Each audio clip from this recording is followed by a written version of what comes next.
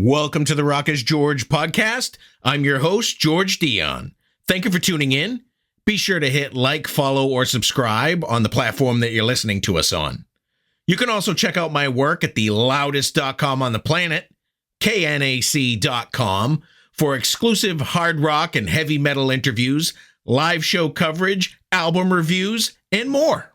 My guest for episode 202 is guitarist Dan Lorenzo of Patriarchs in Black. Patriarchs in Black is a two-man outfit featuring Dan and drummer John Kelly of Typo Negative and Danzig fame. The group formed in 2021 and are ready to release their third studio album, Visioning, on July 19th through Metalville Records. It features numerous special guest vocalists and bass players as well. And here's Dan Lorenzo to tell you more about it. If I knew absolutely nothing about Patriarchs in Black, how would you describe the band's music to me? Well, it's funny. I grew up on hard rock like Kiss and Aerosmith, but I feel like my sound is doom or stoner rock, which is kind of weird because I'm the straightest guy in the world. My wife and I, we don't smoke or drink or anything. And I had these guys called this podcast called Shit Talk, and they were like in love with My Veneration, our previous album. And one of the guys kept saying, yeah, it's just like I guess it's a rock album. It's not really. And I'm like, rock? It's like rock to me is like, the Beatles are rock. I would think we're a doom band, or a band that sounds like it was heavily influenced by Black Sabbath, even though I'm not. Black Sabbath's not in my top 10, but I think Johnny Kelly will tell you all roads lead to Black Sabbath when it comes to the sound of Patriarchs in Black. Fair enough. I think they got a new phrase for doom rock. I think it's called desert rock now. Yeah, well, I'm not from the desert. I'm an East Coast boy. I need to be near an ocean. Not that I'm petrified of the ocean. I don't go in past my knees, but yeah, I'm not. To me, desert rock implies, I guess, pot and stuff. Which even though I love the way it smells, I don't smoke it. And we can smell it everywhere now that it's legalized in states. Yeah. Patriarchs in Black formed in 2021. It's mainly you and Johnny Kelly. Yeah. How did you two first get together to do this? I believe we were MySpace friends originally. I could be wrong. I got to ask Johnny because people have asked this question. So my old band, Nonfiction, we played with Typo Negative a bunch, but I think that was really before Johnny Kelly was in the band. But I do remember I worked for a magazine called Steppin' Out Magazine for 20 years. And I remember somehow I got Johnny Kelly's email address, and there was like a question of the week, like all different questions to rock musicians. And I'd always include Johnny. And I had a band called Vessel of Light and CASSIUS King. Vessel of Light was with the singer from Ancient Wisdom, Nathan Opposition. And CASSIUS King was a band with the singer Jason McMaster from Dangerous Toys. And the bass player was Jimmy Shulman, and the drummer was Ron Lipnicki, who started off with me in Hades, and then he went to Overkill for a decade. So Vessel of Light played 10 shows, and then COVID hit, and everything stopped, and Nathan, the singer, he moved from Cleveland to Austin, Texas. So he was like in a different phase of his life. So I did 2 records with another singer from Austin, Texas, Jason McMaster. And then I kept writing more and more and more. And Ron and Jimmy are like, we can't keep up with this stuff. So I was speaking with Bobby Blitz from Overkill. And I said, I'm thinking of reaching out to Johnny Kelly and starting a new project with him. And Blitz said, Johnny Kelly is the perfect guy for your riffs. And I asked Johnny I sent Johnny a couple songs. He was into it, and then he liked it. And then the weird thing about the band is we sent the first song that was finished, we sent it to Carl Legel, who's on Corrosion of Conformity Blind album. And he's now in a band called Lie Heavy. And Carl was like taking a while to do it. And then Johnny and I simultaneously had an idea. Why don't we have different singers and different bass players? Because Johnny's in Quiet Riot every weekend. He lives in Texas. I'm in Jersey. So we knew we weren't going to really be playing any shows. So we asked different singers. Just every single song pretty much has a different singer and a different bass player. Now, you formed in 2021. You released Reach for the Scars in July 2022, My Veneration in 2023. Here we are in 2024, July 19th. You're releasing your third album, The Visioning, Visioning, not The Vision, through Metalville Records. You Right. wait time of getting these releases out. Is this, and you mentioned it before that you just had so much material that you keep coming out with. You just have all that creative juices flowing. Yeah, I'm the hottest streak of my life. This is going to be my, I believe, my ninth record in 8 years, and I already recorded 5 songs for the next Patriarchs in Black album, 2 songs, 3 songs for DMC, which tomorrow night I'm actually recording the third, and I wrote 2 songs for Bobby Blitz recently. We've been hanging out and talking about writing together again. We had a record in 2007 called The Cursed, Room Full of Sinners. Blitz and I did. And yeah, writing it's just getting easier and easier for me, George. When it comes to visioning the album, do you allow for the guest vocalist to handle the lyrics, or is that something you do as well as the riffs? Yeah, so on the first album, I wrote everything for the video, "Sing for the Devil," and then the previous album I wrote "My Veneration," and I wrote a couple songs on each, like the lyrics as well. But for the most part, so I write a song and I hear the way the drums are going to sound, and I hear a melody line. I don't hear lyrics, but then I give it to Johnny Kelly, and sometimes he'll come up with something that is not what I thought, and my first reaction is shit. No, no, no, no. But then I listen to him all. I'm like, well, that's actually better than what I thought it was going to be. So the same thing happens with the singers. I can write. I always hear melody lines. I'm not a great lyricist, but I always hear melody lines. But I give it to the singer, because I think it's best for them to, if they have something, to hit me up with it, because usually it'll be better than what I have in my head. But I always tell them, if you need a starting point, or if you don't have any idea, just come to me and I'll send you some melody lines. So sometimes, like, I'll send the singer my melody. He's telling me I can't think of anything. I'll send him my ideas, and he'll send something back, and it's really not my idea at all. It just kind of inspires him to think of maybe where the notes can go. But on the new album, I wrote the song "Whiskey on My Mind," which is again funny because I don't drink alcohol. But I heard everything in my head as soon as I wrote it. A lot more ZZ Top than Black Sabbath on "Whiskey on My Mind." I would agree. Yeah, to me, it sounds like if Stevie Ray Vaughan played Doom or something like that. Now, assembling the cast of characters to guest spot on Patriarchs in Black. I mean, you have a lot of guest stars. It would take the whole interview to name them all, but among them, Dave Niebuhr from Dog Eat Dog, Carl Agel from Corrosion of Conformity, Eric Morgan, A Pale Horse Named Death, Jason McMaster of Dangerous Toys, as you mentioned.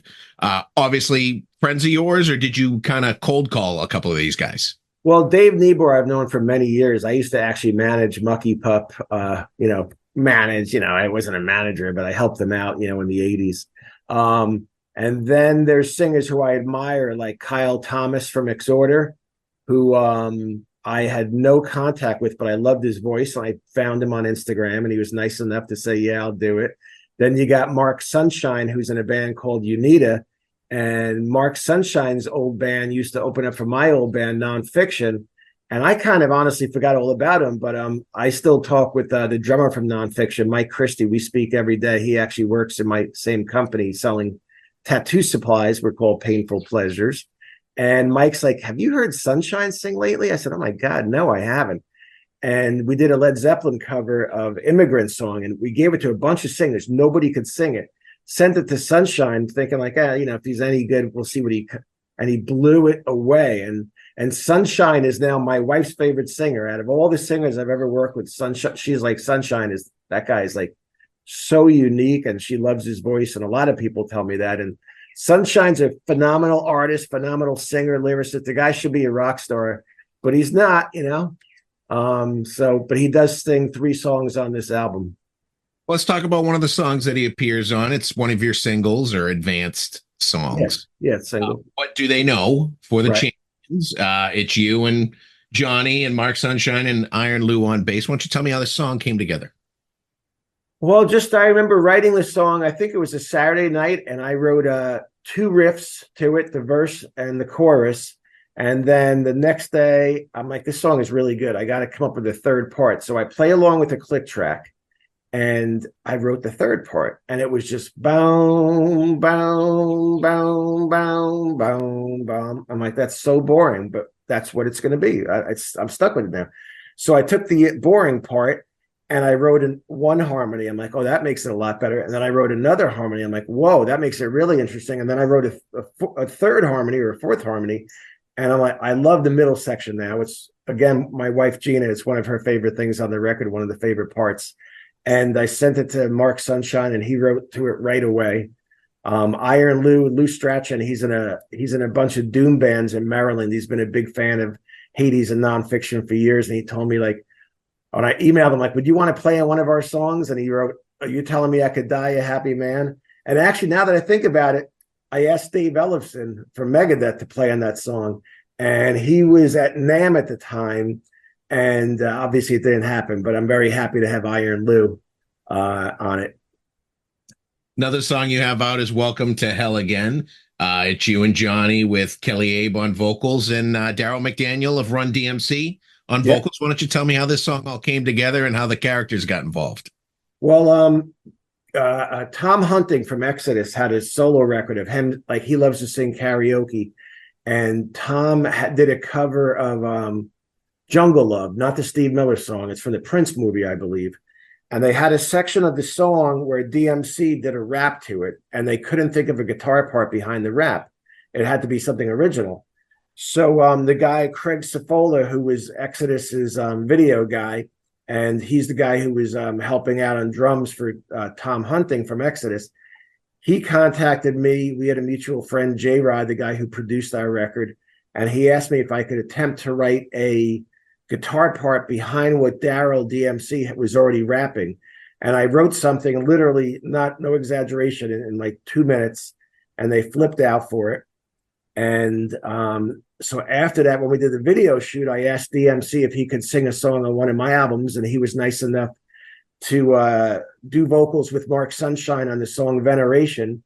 So then we became a little more friendly, and he sent me a drum beat, and I wrote a riff in 2 seconds to it, George, like literally 2 seconds. And that project is going to be called Terrific, and the song is coming out very soon. It's called Game Changer. But then I said, hey, man, when he said, hey, how much money do you want for this? I'm like, I'm not going to ask you for money. You didn't, ask me for any money. So let's just keep working together. So Kelly Abe and DMC are actually working together on some stuff. So I figured, well, let's have both of them on the song Welcome to Hell Again. And, it just worked out really well. And that's our second single that's out now. And there's a lyric video as well. DMC has been popping up on a lot of rock albums lately. Yeah. I was interviewing Billy Morrison a couple of weeks ago, and he appears in his album as well. Yes. And Billy's going to be on DMC solo record with Mick Mars and Duff McKagan. He's a rock guy for sure. The album artwork is fantastic, a little spooky with the little eye things. Where did you find the cover artist? Well, that was from the record label from Metalville. So when I first discovered the word visioning, I've since found out it has multiple definitions, but the first definition and the reason I wanted to call the album Visioning is I saw it came out of, I was reading news on my phone, and it said visioning is what happens when people are on their deathbed and all their old relatives come, or friends or influences, and basically take them to the next journey.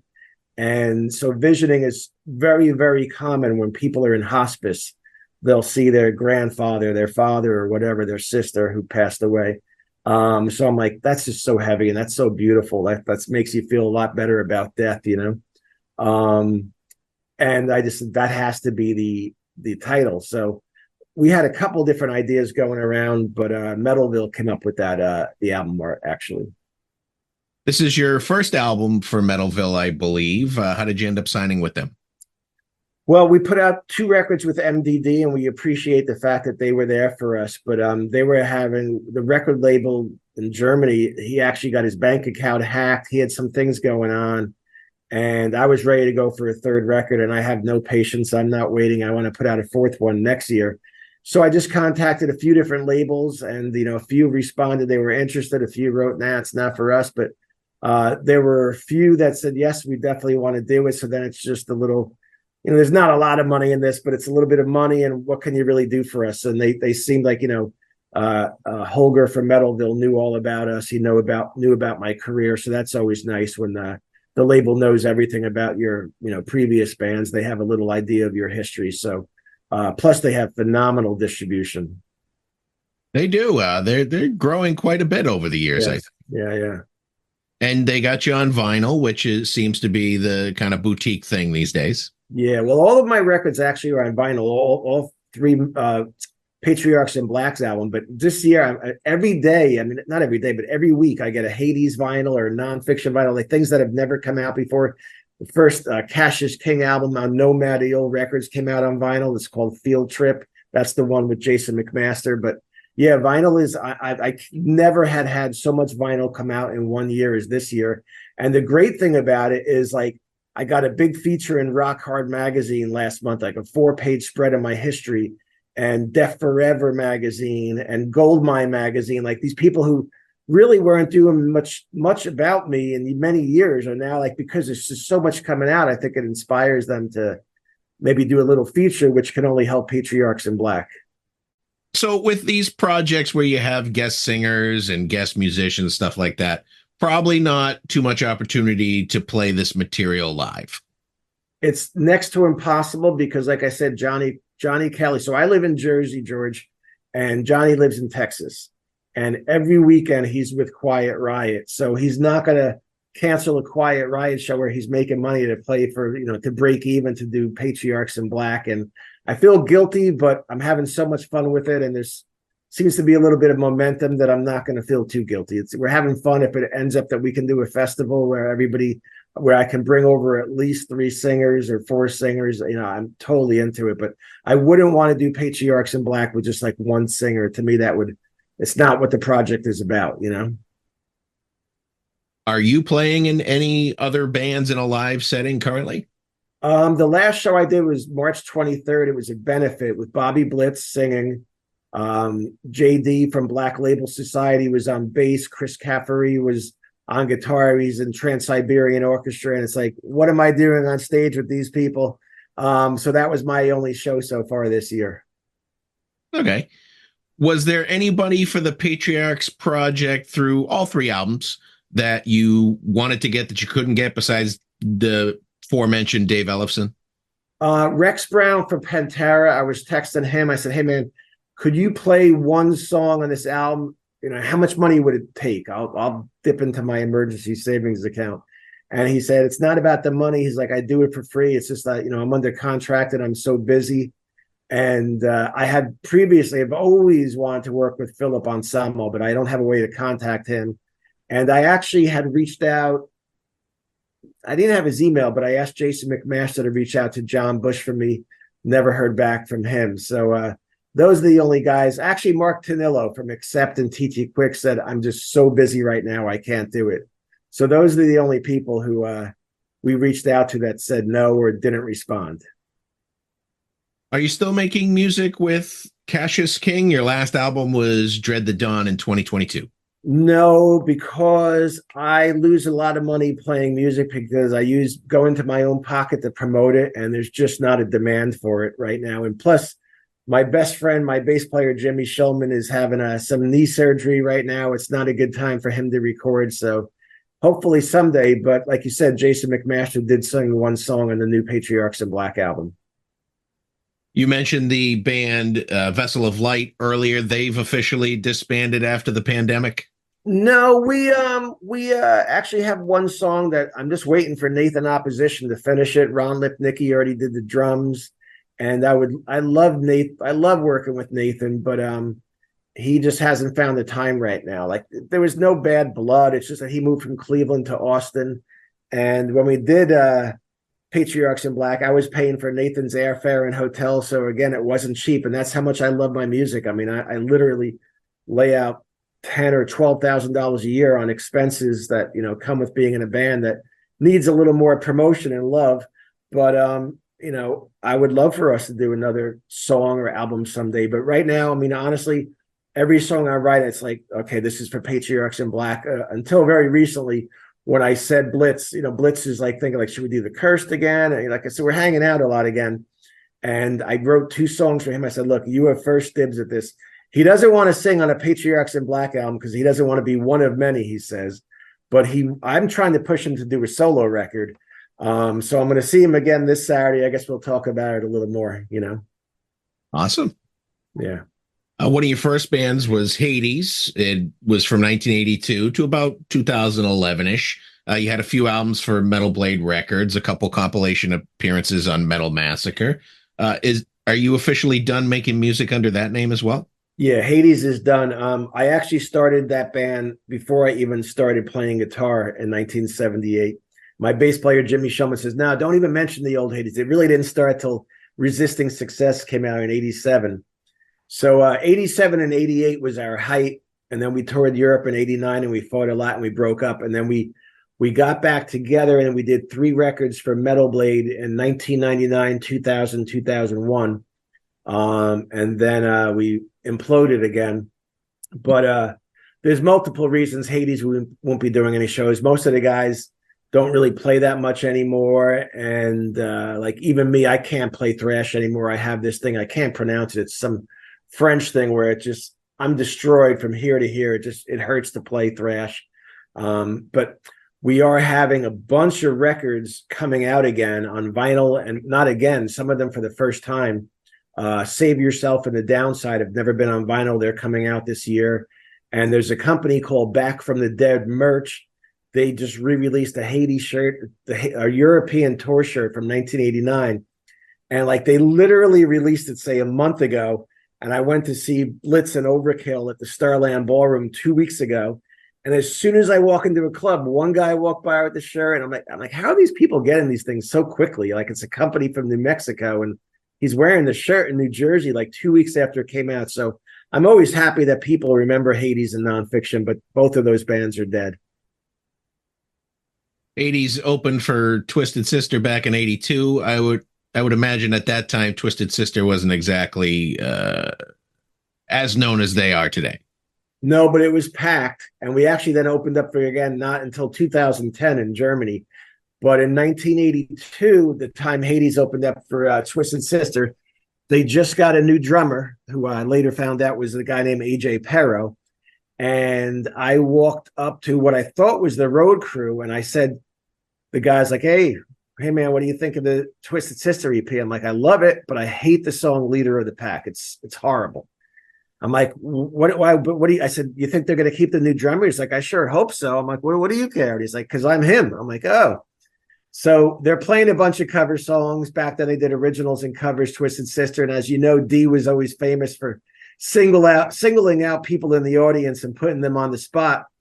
So Dee Snider says to this light man, put the light on that guy and the, whatever, me. It was me. And he's like, this next song is called Leader of the Pack. It's for the guitar player from Hades because I know he loves it so much. So he was ripping on me, goofing on the song. But great times, really fun times back then when the drinking age was 18 in Jersey. So you could pack a club on a Tuesday night back then, playing covers, I would imagine so. Yeah. From what I understand, you're a longtime Kiss fan. What do you think about Avatar Kiss? Ridiculous. And I did not go see the last Kiss the final tour because I saw the Kiss final tour, whenever it was 10 or 15 years ago.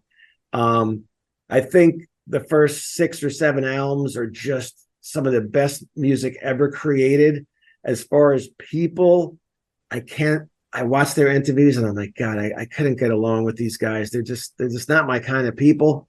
I respect Paul and Gene for being straight and keeping it going for so long. But whenever I hear Paul Stanley interview, it's just, I'm like, he's what my wife and I would call a silly boy. Like he just, I don't know. He just, I don't know. He almost seems like he's acting when he speaks and he doesn't seem like a real person to me. I met Ace Frehley a few times and he didn't really, his persona did less than impress me. I'll say that much. So I love the music, but do I think they're like the coolest guys to hang out? Like I'd rather hang out and talk with Steven Tyler someday or Joe Perry. I met Steven Tyler once on the Asbury Park boardwalk when he was strung out. He was asking me for cigarettes, and I didn't have any. But yeah, it's just so what I think. I have so many mixed emotions with Kiss. Like I love their music so much. I hate these bands that break up and then do their farewell tour, and then there's another farewell tour, and there's another. That bums me out. And I think of Tommy Lee saying, "Oh, it would be whack if we ever did shows with another guitar player," and then they kick Mick Mars out and they do shit. Like, I don't know, man. Musicians are just so funny. It's probably one of the reasons why I've been in so many bands in my life, because musicians are just so quirky and there's so much drama and they're not reliable. And I don't know, man. It's just, my heroes, like best not to meet your heroes sometimes, Maybe Kiss were already avatars and we didn't know it. They could have been. They could have pulled the wool over our eyes. Yeah, you're right. So before I let you go, what are the origins of the project name Patriarchs in Black? How did you settle on that? Real quickly, we needed a band name. And I think maybe I was in church and the word patriarchs came up in the Bible, during one of the readings. And you add the word in black to everything, and it makes it sound cool, So just put it together real quickly. It's like, thinking of a name is the hardest thing, because you think of these great combinations and you Google it and there's a band with that name, it's like every time. So Patriarchs in Black came together as soon as I thought, okay, this is real. I got to pick a name of the band. It's Saturday night, and by Sunday night I had it, Well, Dan, those are all the questions I have for you today. The new Patriarchs in Black album is Visioning. It comes out July 19th through Metalville Records. Fantastic album. I wish you the best of luck with it, and I want to thank you for taking the time to talk to me more about it. Thank you so much for having me. I appreciate it, George. Once again, I want to thank Dan Lorenzo of Patriarchs in Black for coming on the Rock is George podcast. Be sure to check out their latest album, Visioning, out on July 19th through Metalville Records. Head over to your favorite music streaming platform. Take a listen to what's available. If you like what you hear, buy a physical copy. Support the artist. For all things Patriarchs in Black, head over to Dan's official website, danlorenzo.net. I also want to thank Nathan T. Burke and Metalville Records for making this interview possible. You've been great. I've been George Dionne. Discover your next favorite artist on the Rock is George podcast.